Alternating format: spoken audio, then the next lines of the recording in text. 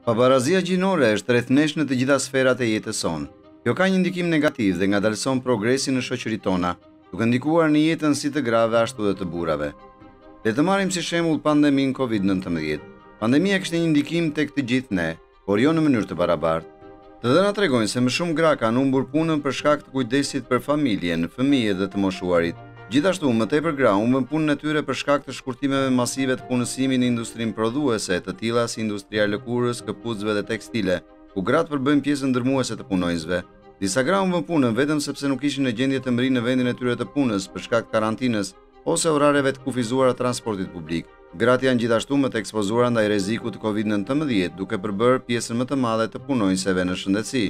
Pavarësisht këtyre të dhënave, masat ekonomike dhe të lehtësimit të gjendjes së pandemisë nuk janë të ndjeshme ndaj gjinisë dhe nuk i adresojnë këto sfida. Të kesh politika që marrin në konsiderat si gratë ashtu edhe burrat, si dhe mekanizmat që do të mbronin njerëzit në mënyrë të barabartë, është thelbësore për arritjen e barazisë gjinore dhe progresin shoqëror. Përmes përpjekjeve drejt barazisë gjinore po bëhen përpjekje që të mbyllen boshllëqet në punësim, paga, pensione dhe vendimmarrje, të shërnjoset dhuna me bazë gjinore dhe të jepet mbështetje viktimave, të promovohen të drejtat e grave, të adresohet diskriminimi shumëfisht, të promovohet integrimi gjinor dhe të sigurohet se një perspektivë gjinore miratohet në të gjitha politikat.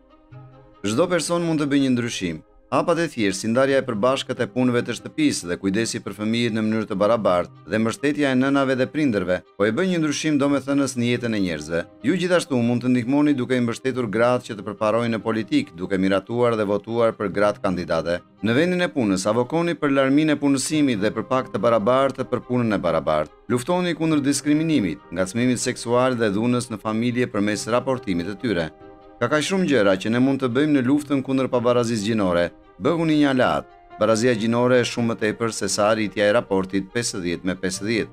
Nëse jeni një organizatë shoqërisë civile e cila punon në drejtim të avancimit të barazisë gjinore, ju mund të monitoroni se si po zbatohen reformat në lidhje me BE në rajonin tuaj. Për shembull, ju mund të monitoroni nëse përfitojnë si gratë ashtu edhe burrat nga subvencionet në bujqësi, subvencionet tregtare dhe programet sociale. Informoni qeveritë tuaja lokale ose kombëtare, si dhe merrni pjesë në konsultimet e organizuara nga BE-ja me shoqërinë civile për të ngritur shqetësimet tuaja dhe për të paraqitur ide se si mund të përfitojnë nga këto reforma si gratë ashtu edhe burrat.